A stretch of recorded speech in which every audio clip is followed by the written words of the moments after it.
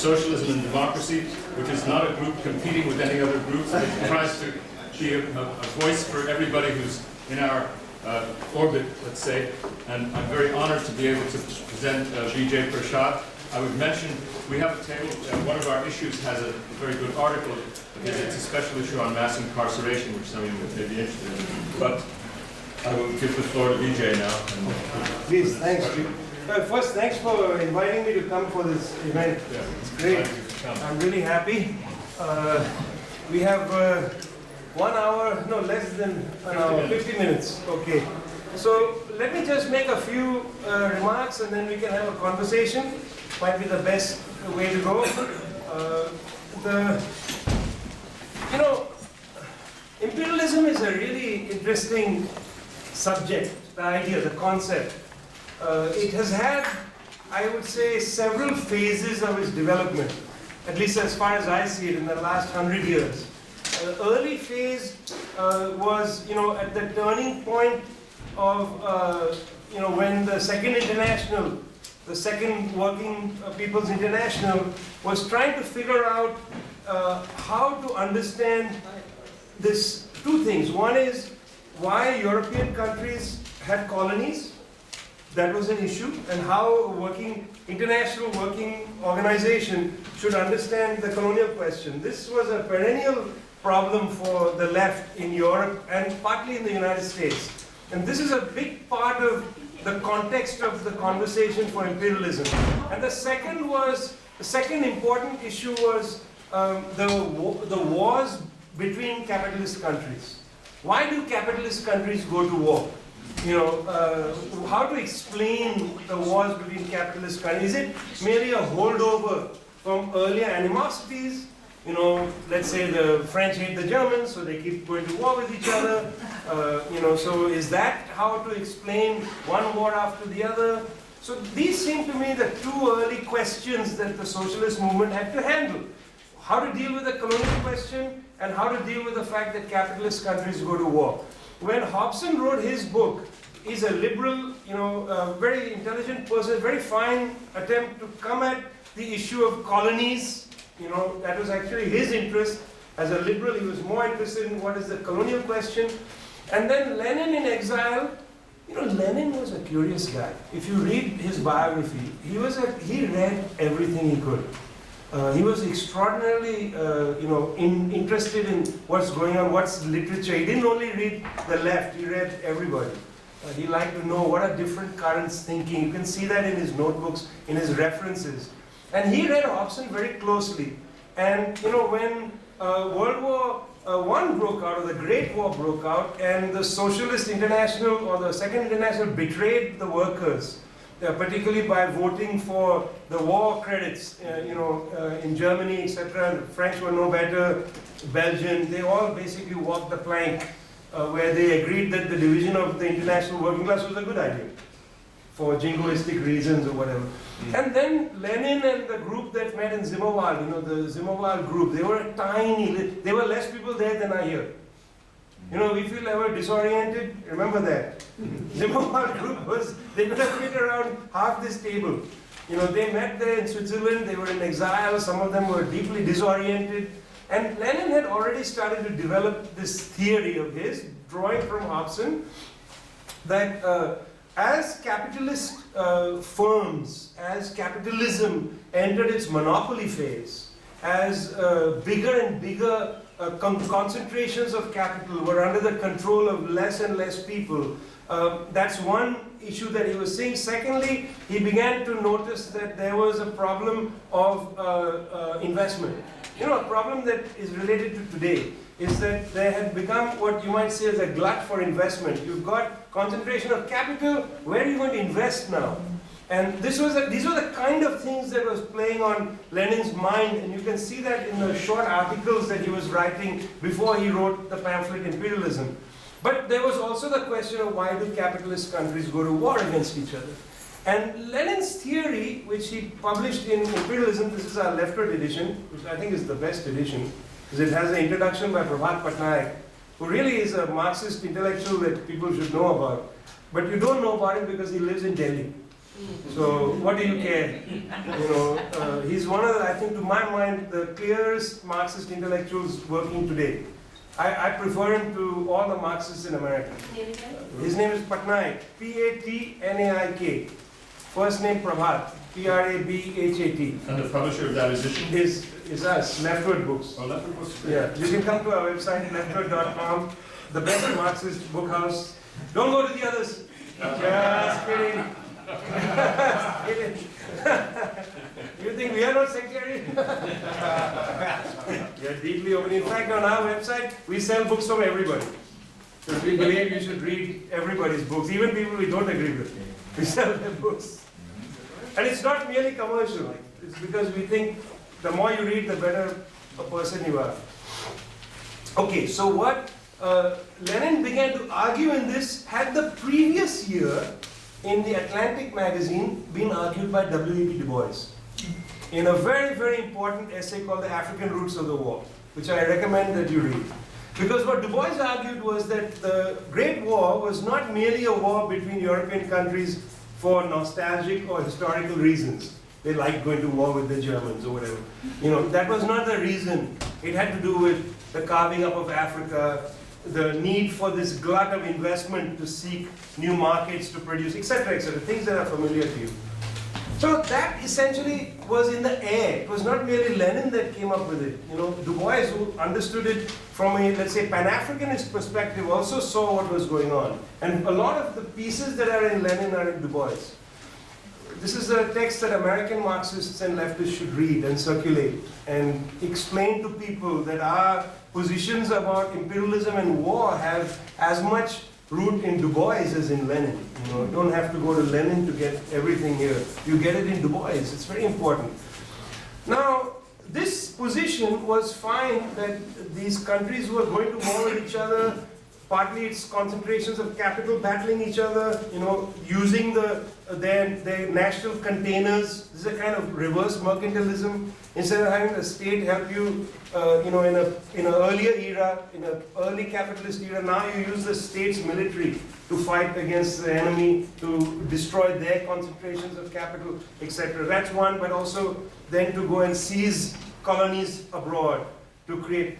At that time, and in this text, Lenin wrote about the labor aristocracy. Because at that time, imperialism had some perquisites for the working class, at least the so-called advanced sectors of the working class, inside the capitalist core. So that the working class sections of the working class in England benefited from imperialism. It was clearly there for Lenin. He said, this is the labor aristocracy. Their interests are separate from the interests of workers, say, in India. They don't have united interests. They have actually several, and these are the labor, and he used the term aristocracy. You see, let's fast forward quickly because I don't want to spend the whole time talking. Just come to the current period, last 5 decades or so. Imperialism today is not like then. It's completely shifted in several of its important components. Technologically, there's been an enormous advance.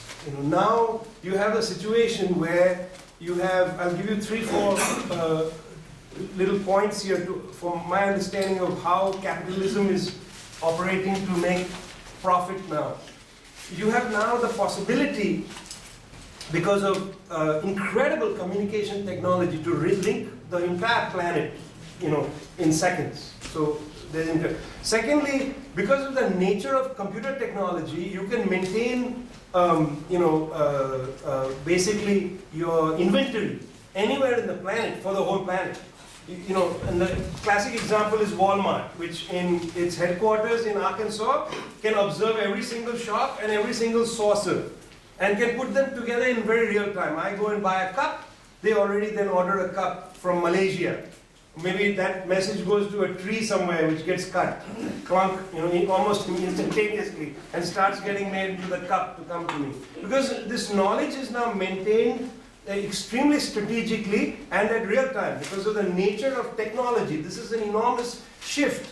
In the early 20th century, capital still did not have command over the planet.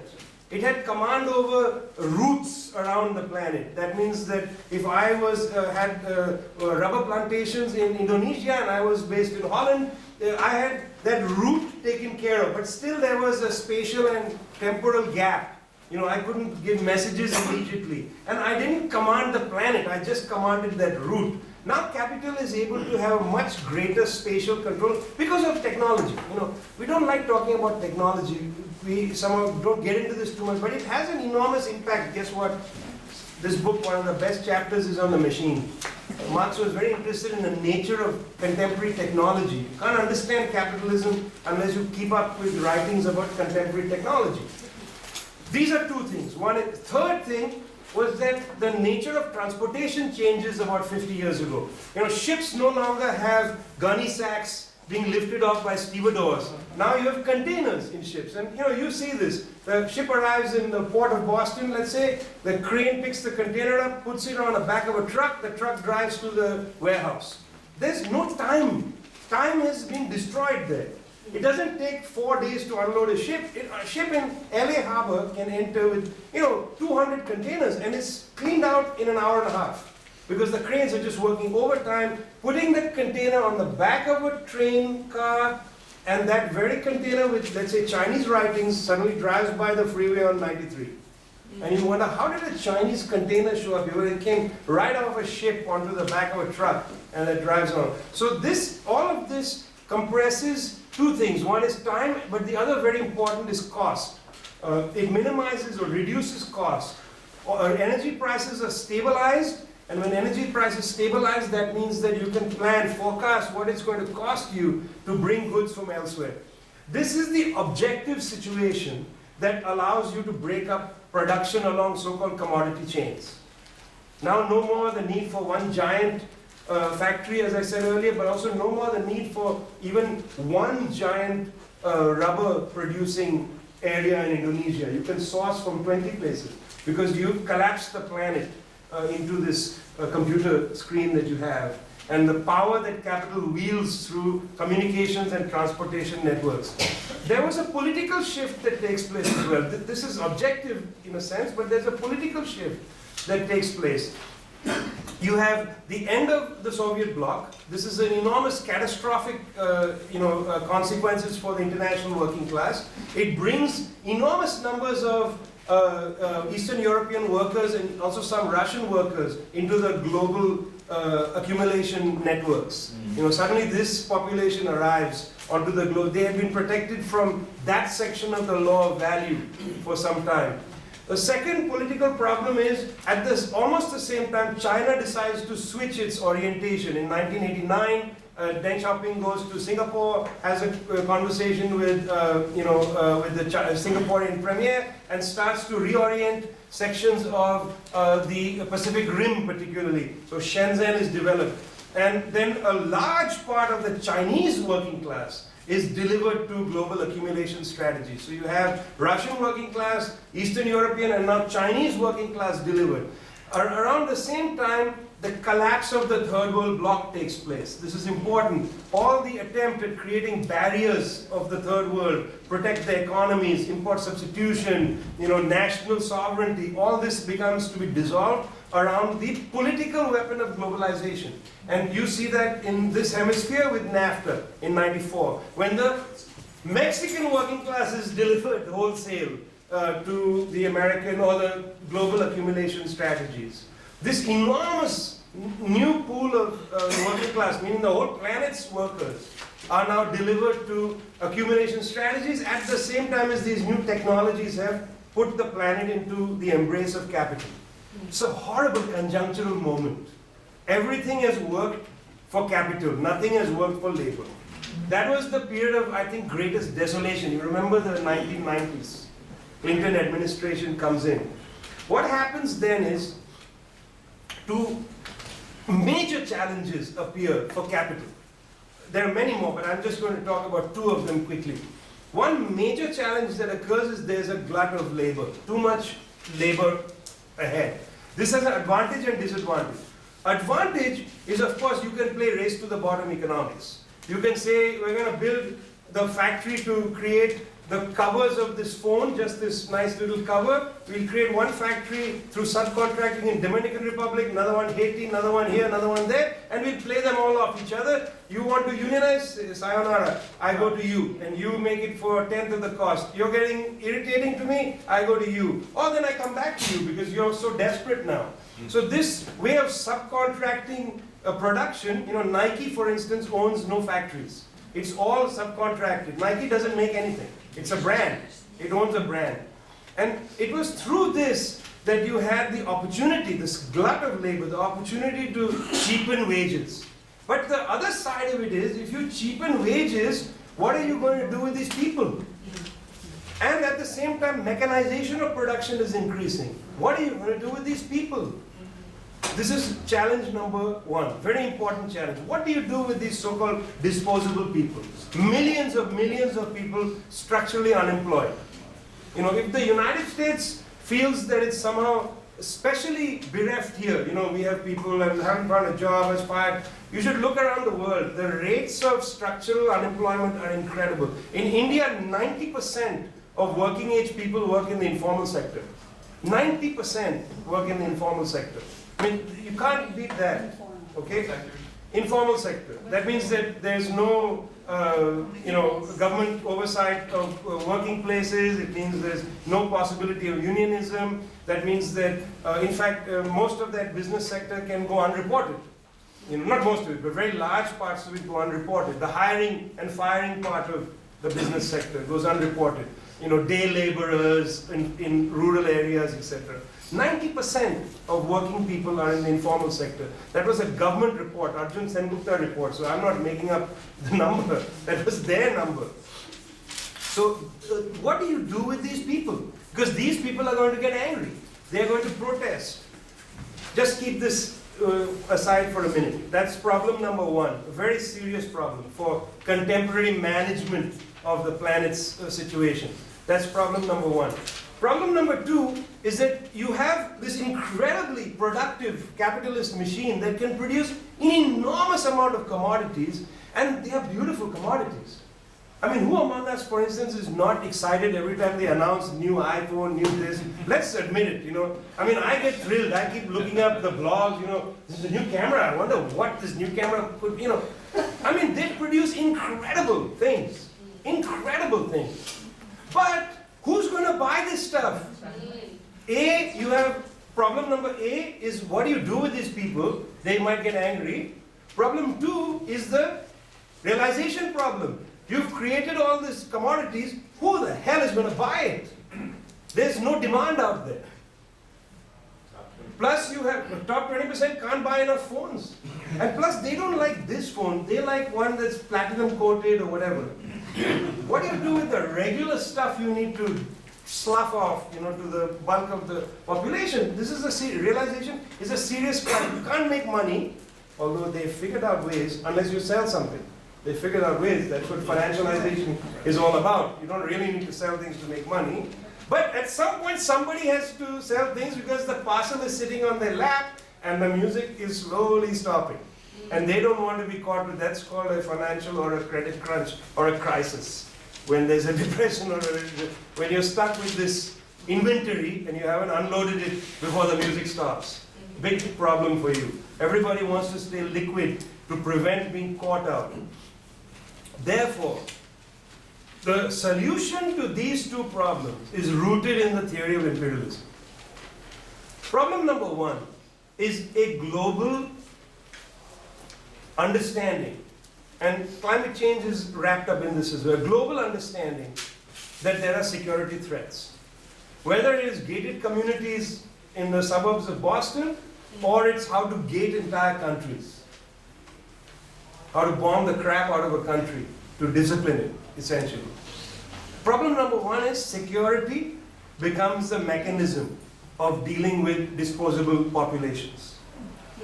You have to enhance security. You have to change the question from the question of unemployment to a problem of terrorism. Instead of asking why these Mexican peasants couldn't any longer grow corn and then shifted to growing marijuana, El Chapo Guzman's dad, for instance, who was a regular farmer, then began to be a regular farmer growing marijuana. Then they entered the cocaine trade. Then you have in 2008 Plan Merida. You know Plan Merida? US-Mexico Plan? Yes. Plan Merida, where they began to call them narco-terrorists. So from being basically distressed farmers, they become narco-terrorists. It's a great term, narco-terrorist. What the hell does that mean? I mean, somebody growing marijuana is a terrorist.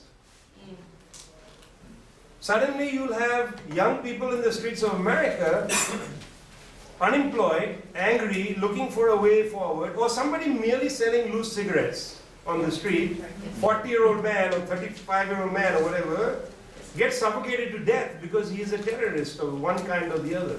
Black Lives Matter, terrorism, domestic terrorism, God knows. So we're almost there, within minutes of getting there. So, solution to a problem is by making structural tragedies into a security issue. Problem of demand is met differently. Now, the United States was the expert in meeting the demand problem by creating an advertising industry where you manufacture desire. So you keep needing new things, etc. But listen, it's not enough to manufacture desire. We all have desire. I just admitted it to you. There are things I like. I like some commodities. Sorry.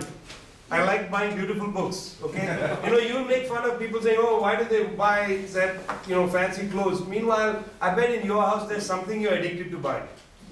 I'm addicted to buying books, I admit it. I buy lots of music, I admit it. Okay, I put myself into debt if need be to buy sometimes a first edition of some book that I'm just dying to buy. Because I'm not outside the capitalist system. I'm not morally superior to anybody. I'm as flawed as the last person. It's just that I've sequestered my desires into places where I can sometimes feel superior. But that's hardly separating me from the rest of the planet. You understand? We are also part of the machine. So we can desire things, but where does the money come from? And then they produce the second option, which is an idea developed in Britain in the 19th century, and that is debt. Credit, what we call credit. The opposite of credit is debt. But we like to call it credit. We like to call it the credit card. It's not a credit card, it's a I'm in debt card. The other one is called a debit card, which is different from a debt card, because that you're actually debiting from your account. Why is it called a credit card? It's a debt card. I go into debt when I use it, right? So debt is the strategy, debt plus advertising is a strategy to deal with the demand problem. And in order to facilitate that, you need to have liquidity in the banks. You need to have some liquidity in the banks, need to be confident enough to lend people money for housing, for instance. No income, no jobs, ninjas, right? No money down payment, buy a house. Somebody has to be confident to lend you the money. That confidence is what the capitalists call risk. That means risk has to be reduced to zero. They don't want to take a risk. In order to protect risk, they create financial instruments such as securities, etc. Financialization is the solution to the demand problem. The solution to the demand problem isn't to improve our earning capacity, or to provide transfer payments through welfare, that everybody gets a check. Remember, Nixon, the great socialist, was in favor of national guaranteed income. Nixon was in favor of national guaranteed income. Socialist idea today, I would say. I would take it. We'll give Nixon the name. The Nixon National Guaranteed Income Plan. We should have it on our manifestos. Put his face right next to it. Claim it. Look how far we've gone. But short of increasing buying capacity through either wages or transfer payments like the national guaranteed income, we get debt. That means they individualize suffering. That means I am now responsible for the desire you have helped produce.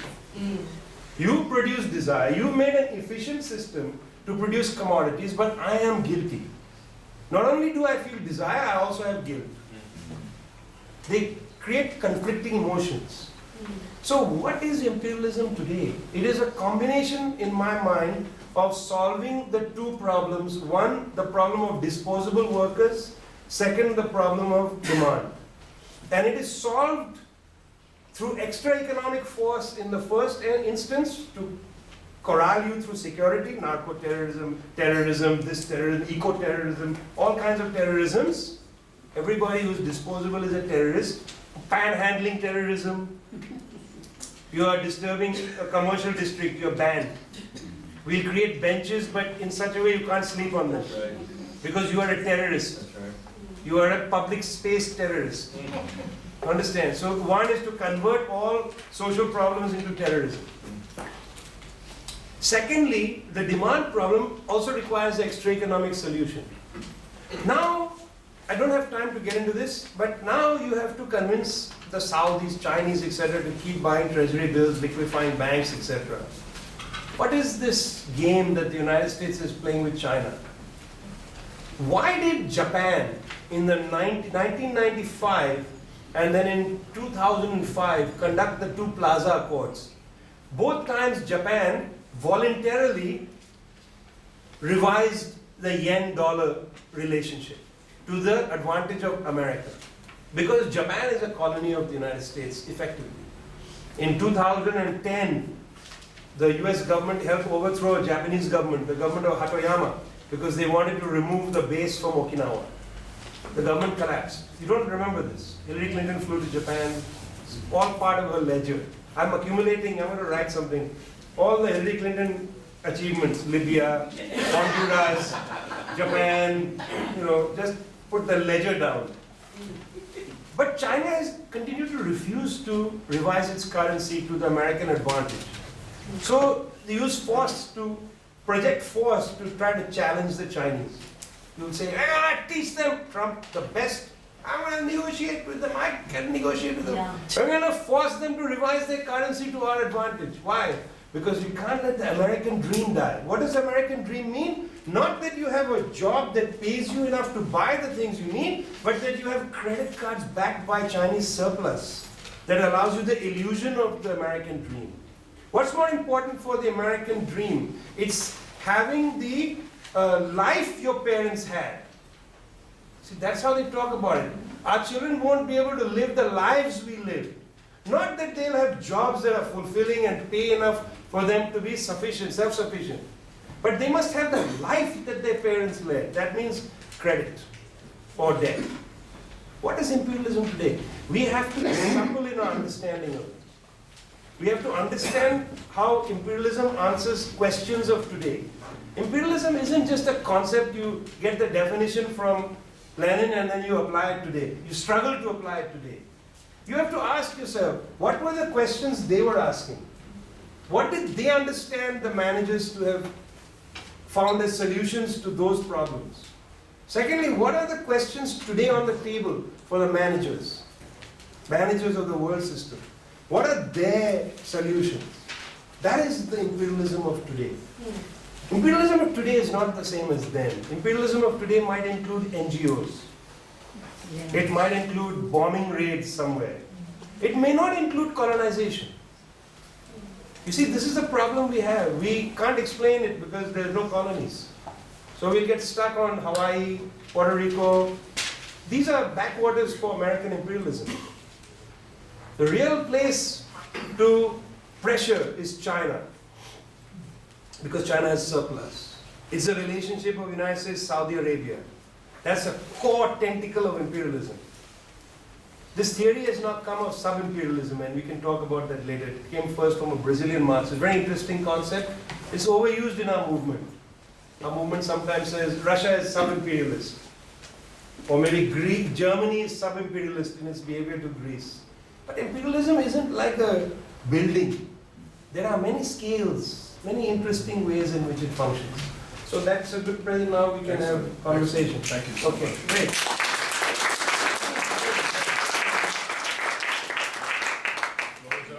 Where do the wars fit in all of this? So the first idea, this idea of the problem of how to deal with loose people, people unemployed, whatever. you remember that when the Arab Spring emerged, there was a lot of talk about the youth bulge. And these young people, they're unemployed, how to deal with them, whatever. It is true that there is a serious problem in most societies of the global south for unemployment. I'll give you a statistic from the World Bank that's very interesting to me. Of course, the bulk of the young people in the global south, the bulk of those with no education are in volume the largest to have unemployment as a problem. But the percentage, the highest percentage of unemployment among the youth is among those who have education. So for instance, in Morocco, there's a national union of college graduates because they're unemployed. So in this area, the highest percentage of unemployed is among those with college degrees. See, if you don't have a college degree, you are the largest block. So there's a huge number of you, you're in volume greater. But the percentage of you that's unemployed is not as high as those who are educated. Now this is a big, serious security problem. Because these are the people who radicalize now. They've read books. They will go in the direction maybe of religious politics or of revolutionary politics or nationalist politics or something or the other. They are the most dangerous people. You know, change comes from below. But from below change also requires intellectuals. Sorry to say, I'm not pleading my case. I'm just saying that this is an important facet. In Tahrir Square, for instance, it was a relatively disorganized, let's use the term, demonstration. I read a book by an American liberal journalist, very good book, by Thanasis Cambanis, very good book, called Once Upon a Revolution. It tells the story well. And you know, he begins by criticizing the Soviet model, saying that, you know, they were hierarchical, vanguardist, etc. And then he celebrates what was happening in Tahrir Square. It was open-ended, horizontal, etc. But then at one point in the narrative he said, they should have gone and seized the Maspero building, which is the building of communications, television studio, state television. They should have seized it. And I remember asking him, who's they? Who is they? Who had a theory of how to take power? They don't do things always in a way that's prescriptive. And by the way, neither do we do things that are correct either. But at least we have the conversations about the theory of power and Caesar of power, etc. So what I'm saying is that, what are these wars? Instability is going to come in these areas as a result of disposability. And they have to be controlled in one way or the other. And when you then provide a contradictory message, see, this is the thing, capitalist democracy cannot help but be rife with contradictions. On the one side, it says we promote democracy. We want everybody to have the right to speak. On the other side, it says you don't need to vote, really. If you don't have a driver's license, you shouldn't show up. I mean, you know, in this democracy, why not just let people show up and vote? Why do you need to show anything? How much fraud really happens? Minimal. You know, you have to have too much spare time to conduct fraud. You know, people don't have, they struggle to get to vote, whatever. Why not just make it easy? No, you can't. So democracy has its contradictions. In the same way they promoted democracy in the Arab world. So then these educated people said, well fine, let's do it. You know, this is your client state, Egypt, we're going to do democracy. But you turn out imperialism will prefer to have a military dictator. You know, they prefer to have these states destroyed. What did the United States do in Iraq? They went into Iraq, wanted to make a free market paradise. That blew up in their faces. Then it creates a security threat, and then, by the way, problem A. Look, it's a security threat. You've gone to solve the demand problem, you ended up with a security problem. You went to deal with the security problem, you discovered it's a demand problem. This will oscillate back and forth. These wars aren't always well thought out. So they're not always actually solutions to real problems. Iraq was not an actual solution to a real problem. So let's not also assume they are coherent. But what about the war production in terms of the economics of it? Yes, so, but this has a history that's rooted earlier. you know, Marx has a great line in the Grundrisse where he says, wars are where you take the treasure of a country and throw it in the ocean. Now, that's true, but it's also not true. Because there is a so-called military multiplier that functions. And in this country, there's a military multiplier that's also political. Because they've spread out military manufacturing in almost every congressional district. So every American is part of the, let's call it, military-industrial aristocracy. That everybody is benefiting some way or the other. I want to come back to that aristocracy thing for today, for now. So yeah, the military plays an enormous role because what is going on here? You no longer, see, some of this is not merely economic, it's also political. You no longer want to give an enormous tranche of money. Say, you know, we are sorry what we did in Indonesia in 1965, million leftists killed, you know, basically in a weekend, but it didn't take longer. So we are going to deliver to you, you know, I don't know, $100 million as reparations. And we're going to deliver this to, you know, break it up among Indonesian, you know, municipalities, and you spend it in your municipalities. Okay, that's what we're going to. Instead, no, that's not how. If you did that, you create the objective conditions for socialism. Let's say, because municipalities will create public goods to bring people together, then they understand we can do things together, so then they can transform the world. I can come to the United States in a minute. Instead of that, you use that money to give them military aid, for which they then are tied to buying American military equipment. They buy American military equipment because you are doing joint exercises with them in the Straits of Malacca. So because they are doing so-called interoperability, they prefer to buy American equipment so that it's easily interoperable with American warships. And it's a boondoggle. So in other words, taxpayers' money is subsidizing American military private companies. So this is a way, like for instance, inside the United States, rather than say, let's create public, let's use part of the social wealth to create public goods, because if you do that, you create the basis for socialism. If we all had healthcare that was identical, then we all see each other as part of a world. If we all rode public transport, we'd meet each other, we'd greet each other, we'd have goods in common. Instead of that, we privatize good giving, and the Keynesian strategy in America has always been you use counter-cyclical spending by the government in the military side. So you use government, so you know, the social wealth in the military side to maintain demand in a time of down cycle. You don't go and build, you know, the exception in America was the New Deal. That was totally out of character of its history. It's not actually, it should never define the dynamic of American capitalism. It was an abomination. It was so-called salvage from the collapse of the previous decades. So it's not a normal thing. Yeah. In the hope of turning the discussion a little bit towards remedies for this situation we're in, could you comment on a couple of items? One, a notion that we're actually overripe for revolutionary activity in the United States, if we are. Two, without a vehicle for revolutionary solutions, such as a worker assembly or a Soviet or something else, there can be no revolutionary activity. That a business-like approach to organizing the masses is necessary, and what might you think about that in terms of propounding that as a task for the left? No, I mean, look, this is I don't know if we are ripe for anything, frankly. I think that we are, you know, wretchedness is not the same as ripeness.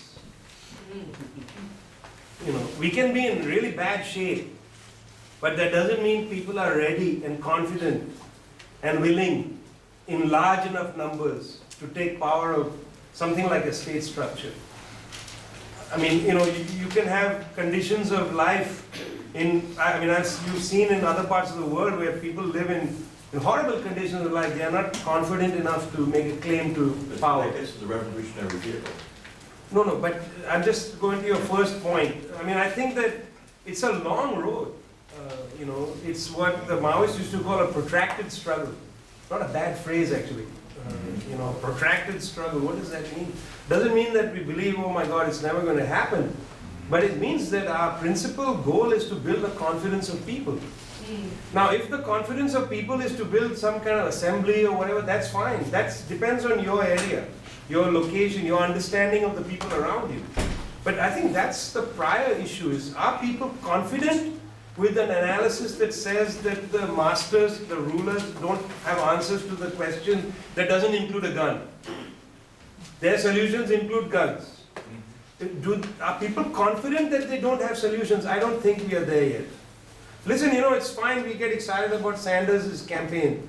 But on the other side, some people may not. But anyway, that's not. It's okay. But my point is different, which is that, Hillary Clinton still wins the bulk of the black and Latino vote. And there can be no American socialism unless the confidence of the black and Latino masses and other masses says that they don't have answers, we need to seek answers elsewhere. As long as they believe that they have answers, we can yell and scream and say they are deluded, whatever, but then we are attacking them.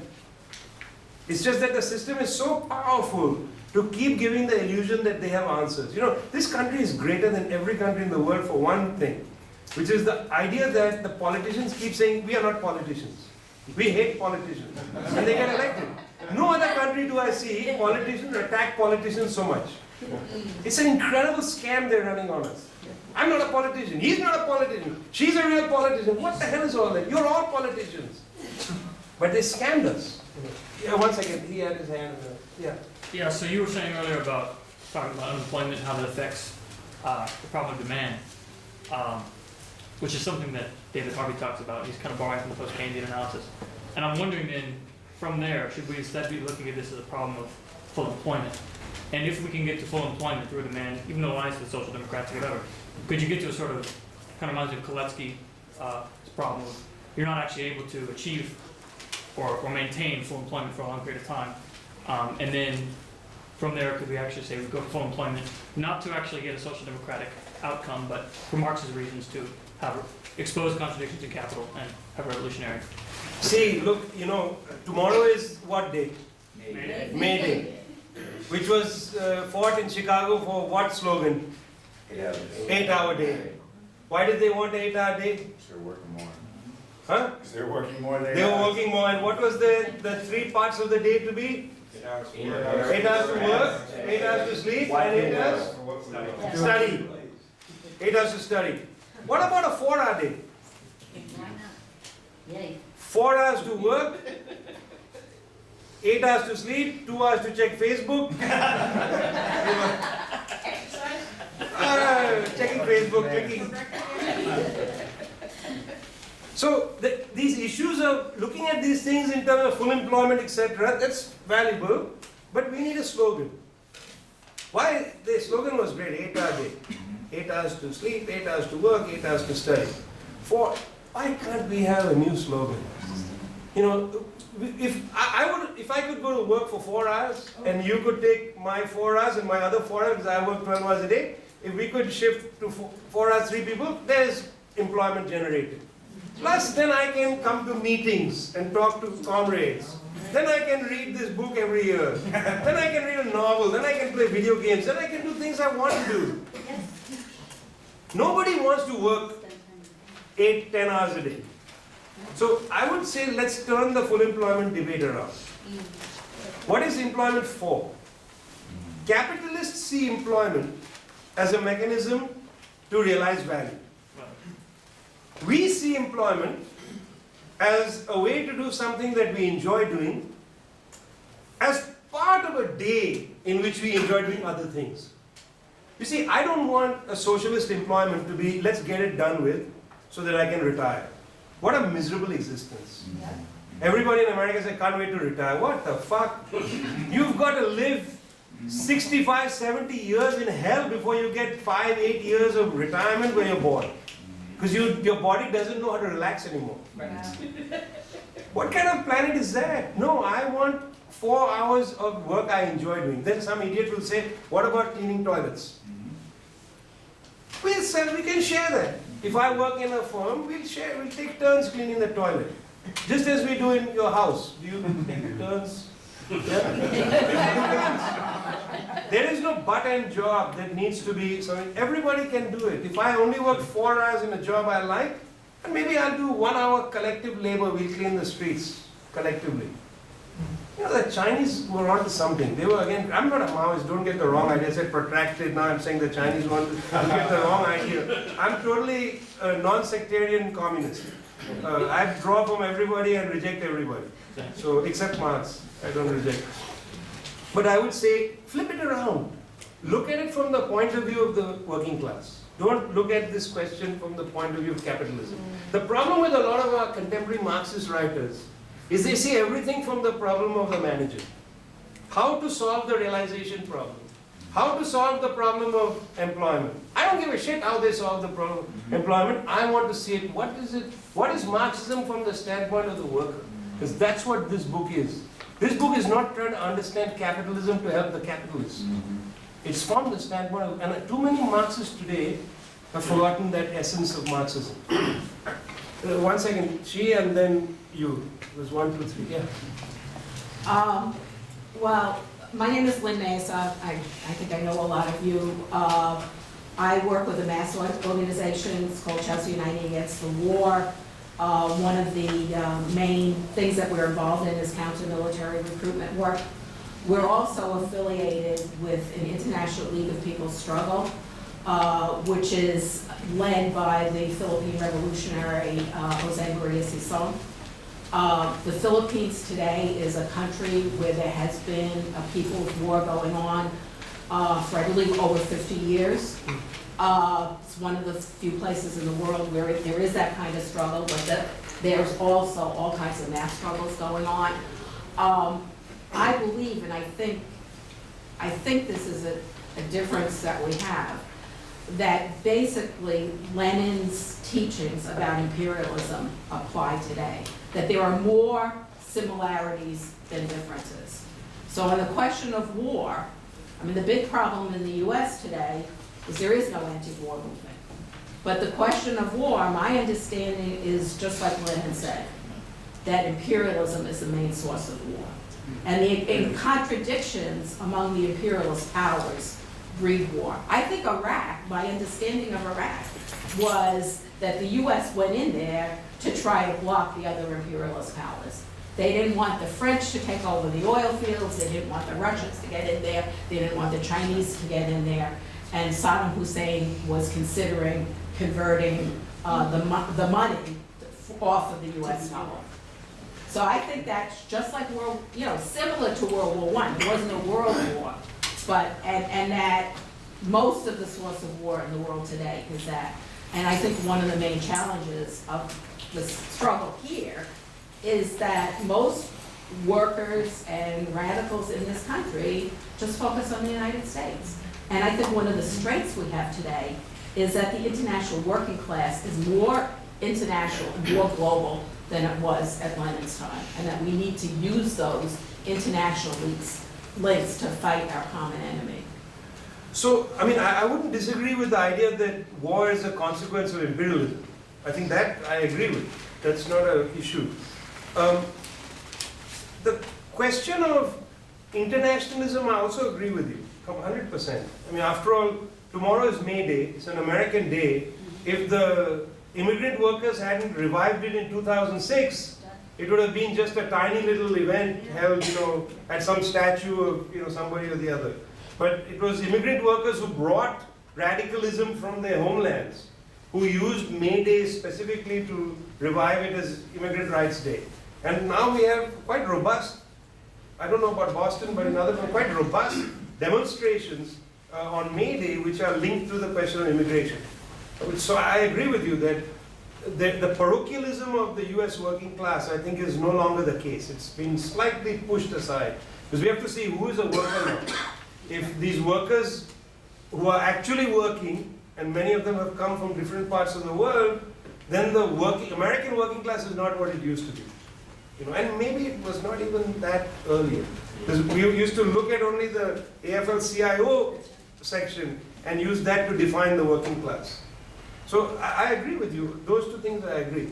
I don't want to get into too much on the Iraq thing because some of it is a difference of perspective, which is not relevant. You know, you have a different perspective than I do. That's fine. The reason I said this about Lenin is not to say that Lenin is not relevant to read or to study or even to believe that today's situation is an echo. But he was responding to problems of that time. And even if you come up with the same theory today of how imperialism works, we need to do the work to understand what are the problems that the capitalists are negotiating today that leads them to militarism. In other words, if we end up with the same theory as Lenin, let's end up not simply by using Lenin, but by building from Lenin's method into today. Trying to understand what are the problems that capitalists face today on a global scale, how are they attempting to manage it, and why is it once again manifesting in war? You understand? So even if you come up with the idea that Leninism is Lenin's theory is totally irrelevant, let's prove it again. And the value of proving it again is that we are then able to take it to people and explain to them, this is the relationship between imperialism and Walmart. It's not a quote from Lenin that I'm trying to use here, but I can actually talk to you about Walmart and imperialism. That's all I'm really saying. Yeah. A slight shift in the discussion about war and militarism. I'd like to hear your response to this, and that is many of us in this room have been involved in the anti-war work for decades and decades, and some of us that are old enough remember look back perhaps with kind of nostalgia on the anti-militarist and anti-imperialist struggles that went on during the Vietnam War, and that, as we all know, official narrative doesn't say so, but that the victory of the Vietnamese people was because of Today was the day, April 30th, 1975. So it was due to the collapse, the internal collapse of the military forces. Now the imperialists learned a valuable lesson from that, right? They created a mercenary imperialist army, right?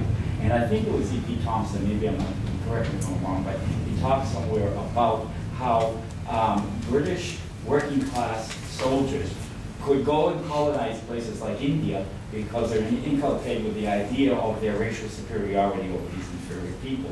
They worked as a tool to get them to do their dirty work. What would you say, I'll be the provocateur, given the fact that just 2 days ago, what was it, the Judiciary Committee in one of those things they call Congress, and it passed legislation saying that from now on, women will probably be forced into Southern African conscription. So I'll be a provocateur and say, I think that in order to do actual concrete anti-militarist work within imperial armies, okay, we need to drive that. Could I just say, since there's only 10 minutes left to have an hour for lunch, let's have the other questions now, and then Vijay will respond. Okay. Yeah. This is kind of going back to something that you said at the beginning when you said that the anti-police struggle is also an or is a socialist struggle, and I would say, and I'm reminded of there's a great book by Sven Lindquist, Exterminate the Brutes, about imperialism. And he says one of the things he kind of poses is what happens to populations when they no longer serve an economic function. And he said, well, we have a clear record of that with the indigenous in the Americas. Once they began to import slaves from Africa, chattel slavery, that meant they no longer needed that population, and that population didn't work very well for the kind of labor they needed, and they simply exterminated them. And it seems like this goes along also with sort of the repression regime that we're talking about globally. So to get back to my question, I've often thought, like if you're thinking about power, what you want to think about is the power that you can actually get at. And in our context, one of the things where I've chosen to focus a lot of my attention is police, prisons, and things like that, but tying it in with an anti-imperialist, anti-capitalist, anti-racist perspective, because that's something we can actually get our hands on. And that's also where the masses are. You know, you don't meet people that are like, I'm glad the cops come in and shoot people in our communities, you know? It fills me with joy to see, you know, kids beaten up on TV or whatever. And so I just wanted to... Great comment. Yeah, one and then two, yeah. This is sort of old-fashioned, but I think one of the key issues is the levels of class consciousness. And if you look around at our people at this conference, the people of color here, there's very few. And the only way the working class is going to have real power is the white working class and the people of color working class get together. And they have to understand that they need each other desperately. And without each other, they're not going to have the power that they absolutely need. At the juncture points, when they started to come together, Martin Luther King was organizing the poor people, saying they killed him. Malcolm X had decided that class was one of the big issues in this country. They killed him. Fred Hampton, who was a leader of the Black Panthers, and he was very young, he was in his early 20s, but he's 21 years old. He's a genius of organizing, and he was organizing black and white people, and they murdered him in his bed. The rulers that be in this country know that if they can, if people can understand that there's tremendous power in the white working class and the people of color working class working together. That's why they rule by murder. They assassinate. They kill all the black leaders. They kill people who get too close. And The black leaders. But I think we're not going to make any progress in this country unless people have that understanding. Yes. So, I mean, thank you so much for your talk. You really covered so much ground, and I really appreciate the way that you did. I wanted to just follow up Lynn's point a little bit by saying, because I think what she was asking was, to what extent is inter-imperialist rivalry still a driving force of imperialism, right? Iraq being one case in point, or to what extent has that changed as the global configuration? Is there a transnational capitalist class or whatever, some kind of thing that makes that idea of like rival blocks of capital that express themselves in struggle over territory kind of obsolete? You're asking me to say the question I ducked. Yeah. Maybe not. Maybe that's No, maybe for lunch, right? But I think it's. But the other question I wanted to ask was more like political. I really like the way you said capitalism has a structural tragedy that it can't find work, for people, and it is creating this massive structural unemployment. But it needs to turn that from a political standpoint into a security threat, right? And I think that's very important because I think even in anti-war movements and anti-police brutality movements, and I'm saying this as someone who's involved in groups like the one that's presenting next door about action against police brutality, we often, I think, we contest morally what the state is doing as an attack, on a country and innocent civilians or people being shot down on the street, but we don't shift the discourse so that it's back to the structural economic problem. And if we avoid that, we frankly do duck a problem. This is back to your Hillary Clinton point too. You know what, there are people in communities who really who do see the police as the only thing that they can call when there is a problem on their street. So if we aren't, the question would be like, how can we turn what the state wants to, in a popularizing way, what the state is dealing with as what continuously posed and popularizes as security problems, right? After all, who wants to go and argue against, attacking ISIS if it's framed in terms of the Boston Marathon, right? How do we break that narrative? Not just contest it morally, but like shift it back to structural and put it back in their lap. Right? This is your fucking problem. Yeah, I agree. But two of you actually made comments which I agree with. I agree with your comment, so I'm not going to get into that. Let me go back to your question in a minute on the inter-imperialist, but I'll start with your position. See, we have to come up with some creative demands.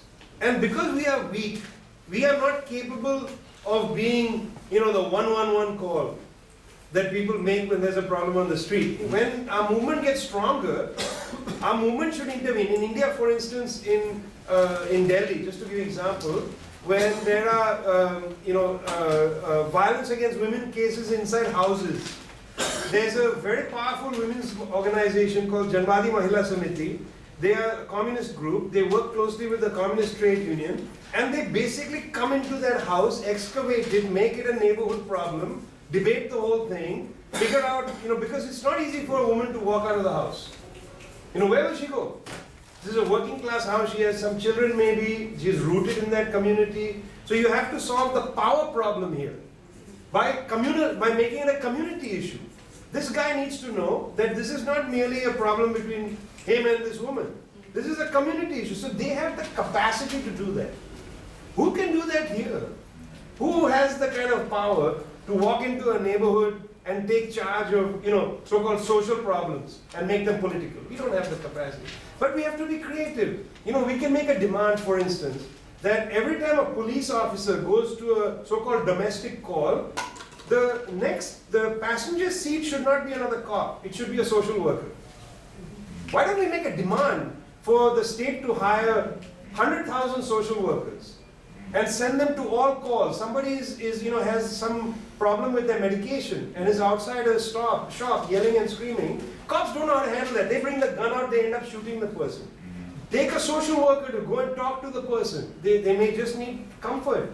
They may need to be told, let's go back home, get your medicine. I don't know what, I'm just saying.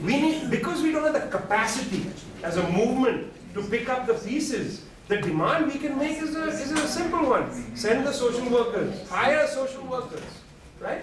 So I wouldn't say that we don't have a way to reframe security questions. We do have a way. We have to be creative.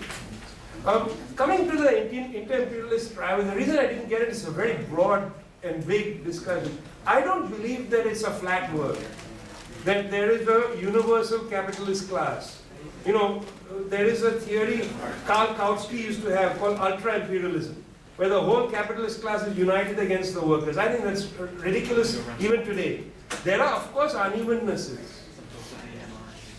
The unity, I wrote a book about this called A Poorer Nation, which is part of the book is about the creation of the G7 as an entity, and then the rise of the BRICS, and the kind of geopolitical problems this poses for global accumulation. But the formation of the G7 tempered to a very great extent the inter-capitalist rivalries across the Atlantic and with Japan. They began to formulate, because they had these annual meetings, their agendas began to relatively harmonize. The fact that the French were bludgeoned in the 70s to accept the hegemony of the dollar shows you how much the French idea of, we have a sovereign way to go has been tempered. There is no Gaullism in France anymore. They are minor players. They want to reassert themselves in the Francophone colonies. They want to bomb Mali, Cote d'Ivoire, their old colonies. Libya, they wanted the Americans with them. Sarkozy wanted, Hillary Clinton delivered America to France. It was a French operation. So their independence is marginal out of the G7. They certainly do want to control the Francophone area. That area uses the French franc. There has been a long debate to create an Afrique, a new currency for the African continent, which would supplant the franc. French don't like that. But they want to reassert their domain, sub-imperial, So those rivalries between the Atlantic powers has declined greatly. But there has been a significant challenge now on the global scale from these other countries, which had gone to sleep in the 90s. Russia had collapsed beneath recognition, collapsed. But it has reasserted itself, for good or ill. That debate is boring to me. People argue Russia is a big problem. I don't know. No country is a big problem. This is history. We're dealing with history. We don't know who's good, who's bad. That's a ridiculous problem. This is a reality. Putin, by the way, is a reality. The Chinese as they are is a reality. Now we can try to change the reality, but we have to understand it. And there are some serious new capitalist rivalries. There are inter-capitalist rivalries. Are these inter-imperialist rivalries? I don't think so. The reason I didn't want to get into that is this will take us 2 hours of struggling with each other to figure out whether it's inter-capitalist. Doesn't matter. There are certainly some rivalries on the table today between these blocs. The nature of these rivalries is hard to specify. But we can see them and they are very dangerous. The very fact that the Russian foreign minister said because of these F-22 planes that went to Romania, that we are coming close to a nuclear conflict scares me. That stupid discussion, is the Cold War restarted? That's not, that question should have been asked 15 years ago. You know, when the dynamic of restarting the Cold War began, when NATO began expanding, etc. You know, we are in very perilous and dangerous times. But fortunately, we have moved from the short era of unipolarity, from say 1989 to maybe 2005, when the United States both felt like and seemed to have, you know, singular power over the planet. We have moved from that back to the emergence of multipolarity. Now, for the workers' movement, this is a good moment. That's why it's ridiculous, you know, people say, I'm pro-Russia, I'm pro-this. You should not be pro any of these blocks. We build the workers' movement beneath them. We take advantage of multipolarity to build our strength, not pick sides.